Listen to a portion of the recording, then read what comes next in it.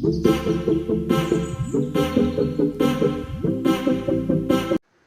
Hello welcome back to my new vlog. ಇವತ್ತಿನ video ಏನಂತಂದರೆ, ನಾನು ನನ್ನ ಸೀಮಂತ ಶಾಸ್ತ್ರನ ನಿಮ್ಮ ಜೊತೆ ಶೇರ್ ಮಾಡ್ಕೋಬೇಕು ಅಂತ ಇದ್ದೀನಿ. ಸೊ ಇನ್ನೂ ಯಾರೆಲ್ಲ ನನ್ನ ಚಾನಲ್ನ ಸಬ್ಸ್ಕ್ರೈಬ್ ಮಾಡ್ಕೊಂಡಿಲ್ಲ ಅಂದರೆ ಬೇಗ ಸಬ್ಸ್ಕ್ರೈಬ್ ಮಾಡ್ಕೊಳ್ಳಿ, ಮತ್ತು ಈ ಪಕ್ಕದಲ್ಲೇ ಕಾಣುವಂಥ ಬೆಲ್ಲೈಕನ್ನ ಕ್ಲಿಕ್ ಮಾಡಿ. ಇದರಿಂದ ನಾನು ಯಾವುದೇ ವೀಡಿಯೋಸ್ ಹಾಕಿದ್ರೂ ಫಸ್ಟ್ ನೋಟಿಫಿಕೇಷನ್ ನಿಮಗೆ ಬರುತ್ತೆ. ನನ್ನ ಹಸ್ಬೆಂಡು ನನಗೆ ಹೇಗೆ ಇಷ್ಟನೋ ಹಾಗೆ ಮಾಡಿ ಕಳಿಸಿದ್ದು. ನನಗೆ ಇಷ್ಟ ಇತ್ತು, ಈ ರೀತಿಯೇ ಮಾಡ್ಕೋಬೇಕು ನನಗೆ ಸೀಮಂತ ಅಂತ ಅಂದ್ಬಿಟ್ಟು ಅವ್ರು ಅದೇ ರೀತಿ ಮಾಡಿ ಕಳಿಸಿದ್ರು. ಇನ್ನು ನನಗೆ 9 ರೀತಿ ತಟ್ಟೆ ತುಂಬಿದ್ದು. ಅದರಲ್ಲಿ ಬೆಲ್ಲದಚ್ಚು ಒಂದು ತಟ್ಟೆ, ಕಡಲೆ ಮತ್ತು ಕೊಬ್ಬರಿ, ಭತ್ತ ಮತ್ತು ತೆಂಗಿನಕಾಯಿ, ಬಟರ್ ರೋಸು, ಅನಾನಸ್ಸು ಮತ್ತು ತೆಂಗಿನಕಾಯಿ, ಇನ್ನು ಕಳಸ ಒಂದು ತಟ್ಟೆ, ದಾಳಿಂಬೆ ಒಂದು ತಟ್ಟೆ, ಮತ್ತು ಮೂಸಂಬಿ, ದ್ರಾಕ್ಷಿ, ಇನ್ನು ಬಾಳೆಹಣ್ಣು, ವೀಳ್ಯದೆಲೆ ಮತ್ತು ಬಳೆ, ಇಷ್ಟು ಸೇರಿ 9 ತಟ್ಟೆ ಆಗಿತ್ತು. ಇನ್ನು ಕಳಸ ನಾವು ಮದುವೆಗೆ ಯಾವ ರೀತಿ ನಾವು ಕಳಸ ಮಾಡಿ ಇಟ್ಕೊಂಡಿರ್ತೀವೋ ಅದೇ ರೀತಿ ಸೀಮಂತಕ್ಕೆ ಕಳಸ ಮಾಡಿ ಇಟ್ಕೋಬೇಕಾಗುತ್ತೆ. ನಿಮಗೆಲ್ಲ ಅನ್ನಿಸ್ಬೋದು ತಿಂಡಿಗಳ ತಟ್ಟೆನೇ ಇಲ್ವಲ್ಲ ಅಂತ. ಹೌದು, ತಿಂಡಿಗಳ ತಟ್ಟೆ ಇಲ್ಲ. ತಿಂಡಿ ಏನು ನಾನು ಬೇಕು ಅಂತ ಕೇಳಿರಲಿಲ್ಲ, ಮಾಡೂ ಇರಲಿಲ್ಲ. ಸೊ ಇಷ್ಟು ತಟ್ಟೆನೂ ಸೇರಿ 9 ತಟ್ಟೆ ಆಯ್ತಲ್ಲ ಅಂದ್ಬಿಟ್ಟು ಅದಕ್ಕೆ ಫಿಕ್ಸ್ ಆದ್ವಿ. ಇನ್ನು ಆರತಿ ಮಾಡ್ತಾಯಿದ್ರು ಕೊನೆಗೆ. ನನಗೆ ಏನು ಅನಿಸುತ್ತೆ ಅಂದರೆ, ನನ್ನ ಸೀಮಂತದಲ್ಲಿ ಮತ್ತು ನನ್ನ ಮದುವೆ ಟೈಮಲ್ಲೂ ಅಷ್ಟೇ ಫೋಟೋಗಳನ್ನೇ ನಾನು ಜಾಸ್ತಿ ತೆಗೆಸ್ಕೊಳಕ್ಕಾಗಲಿಲ್ಲ. ನನಗೆ ಇಷ್ಟ ಬಂದಂಗೆ ತೆಗೆಸ್ಕೊಳಕ್ಕೆ ಆಗಲಿಲ್ಲ. ಇನ್ನು ಈ ಫೋಟೋಗಳನ್ನೇ ತೆಗೆಸ್ಕೋಬೇಡ ಬೇಡ ಅಂತ ನಮ್ಮ ತಾತ ಎಲ್ಲ ಸ್ವಲ್ಪ ಬೇಜಾರನ್ನು ಮಾಡಿಕೊಂಡೆ, ಫೋಟೋನ ತೆಗೆಸ್ಕೊಳಕ್ಕೆ ಬಿಡ್ತಿಲ್ಲ ಅಂತ. ಬೇಜಾರಾಗಿಲ್ಲಿರೋದು ನೋಡ್ಬಿಟ್ಟು ನನ್ನ ಹಸ್ಬೆಂಡು ಮತ್ತು ನಮ್ಮ ಅತ್ತೆ ಮಾವ, ಆಯಿತು ಪರವಾಗಿಲ್ಲ ತೆಗೆಸ್ಕೊ, ಜಾಸ್ತಿ ಏನೂ ತೆಗೆಸ್ಕೊಳಕ್ಕೆ ಹೋಗಬೇಡ, ಫೋಟೋಸ್ನ ಸ್ವಲ್ಪ ತೆಗೆಸ್ಕೊ ಈ ಟೈಮಲ್ಲಿ ಅಂತ ಅಂದ್ಬಿಟ್ಟು ಅವಾಗ ಹೇಳಿದ್ದು. ಅವಾಗ ನಾನು ಸ್ವಲ್ಪ ಫೋಟೋಸು ವೀಡಿಯೋಸ್ ಎಲ್ಲ ಮಾಡ್ಕೊಂಡಿದ್ದು. ಇನ್ನು ಕ್ಯಾಮ್ರಾ ಕೂಡ ತರಿಸಿದ್ದೆ ನಾನು ಫೋಟೋಸ್ಗೆ ಅಂತ ಅಂದ್ಬಿಟ್ಟು. ಆ ಕ್ಯಾಮ್ರಾ ಚಾರ್ಜ್ ಕೂಡ ಖಾಲಿ ಆಗೋಯಿತು ನನ್ನ ಹಣೆ ಬರೋಕ್ಕೆ. ಆಮೇಲೆ ಹೇಗೋ ಫೋನ್ನಲ್ಲೂ ಸ್ವಲ್ಪ ಫೋಟೋಸು ವೀಡಿಯೋಸು ಮಾಡಿಕೊಂಡೆ. ನೆನಪು ಒಂದು ಸ್ವಲ್ಪ ಇದ್ದರೆ ಖುಷಿ ಸಿಗುತ್ತಲ್ಲೋ ಅವಾಗವಾಗ ನೋಡೋಕ್ಕೆ ಅಂತ ಅಷ್ಟೇ ನಾನು ಫೋಟೋಸು ವೀಡಿಯೋಸ್ಗೆ ಇಷ್ಟಪಡೋದು.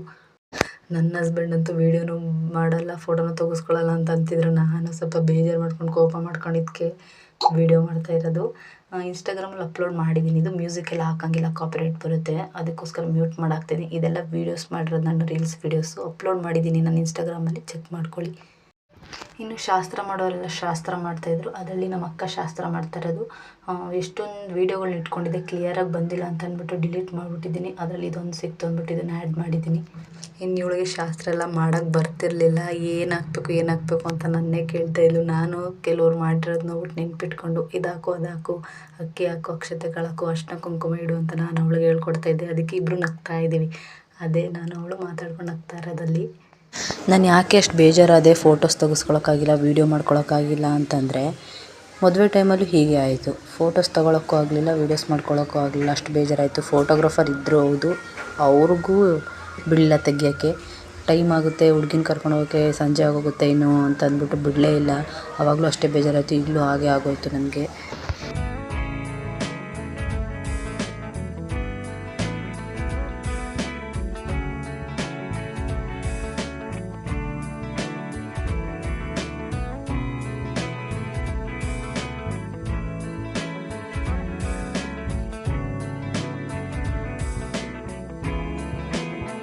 ಇನ್ನು ಶ್ರೀಮಂತ ಶಾಸ್ತ್ರಕ್ಕೆ ಬರೋದಾದರೆ, ಈ ಫೋಟೋಸ್ನೆಲ್ಲ ನಾನು ನಮ್ಮ ಮನೆ ಹಿಂದ್ಗಡೆ ತೆಗೆಸ್ಕೊಂಡಿದ್ದು. ಮುಂದೆ ಎಲ್ಲ ಪೆಂಡಲೆಲ್ಲ ಹಾಕಿದ್ರಲ್ವ, ಅಲ್ಲಿ ತೆಗೆಸ್ಕೊಳಕ್ಕಾಗಲ್ಲ ಅಂದ್ಬಿಟ್ಟು ಇಲ್ಲೇ ತೆಗೆಸ್ಕೊಂಡೆ. ಅಮ್ಮನ ಜೊತೆ, ನನ್ನ ಹಸ್ಬೆಂಡ್ ಜೊತೆ ನಾನು ಸಿಂಗಲ್ ಫೋಟೋಸ್ನೆಲ್ಲ ಅಲ್ಲೇ ತೆಗೆಸ್ಕೊಂಡಿದ್ದು. ಕ್ಯಾಮ್ರಾ ಬೇರೆ ಆ ಟೈಮಲ್ಲಿ ಆಫ್ ಆಗೋಯಿತು. ಒಂದು ಸ್ವಲ್ಪ ಮಟ್ಟಿಗಷ್ಟೇ ಆ ಕ್ಯಾಮ್ರಾದಲ್ಲಿ ತೊಗೊಳಕ್ಕಾಗಿದ್ದು, ಅಷ್ಟಾಗಿ ತೊಗೊಳಕ್ಕಾಗಿಲ್ಲ. ರಿಲೇಟಿವ್ಸ್ ಜೊತೆನೂ ಕ್ಯಾಮ್ರಾದಲ್ಲೇ ತೊಗೊಂಡಿದ್ದು. ನನ್ನ ಫೋಟೋಸು, ನನ್ನ ಹಸ್ಬೆಂಡ್ ಫೋಟೋಸ್ ಅಂತೂ ಕ್ಯಾಮ್ರಾದಲ್ಲಿ 1-2 ಬಿಟ್ಟರೆ ಇನ್ನು ಜಾಸ್ತಿ ತೆಗೆಸ್ಕೊಳಕ್ಕೆ ಆಗಲಿಲ್ಲ. ಕ್ಯಾಮ್ರಾನೂ ಆಫ್ ಆಗೋಗ್ಬಿಟ್ಟಿತ್ತಲ್ವ, ಅದಕ್ಕೆ.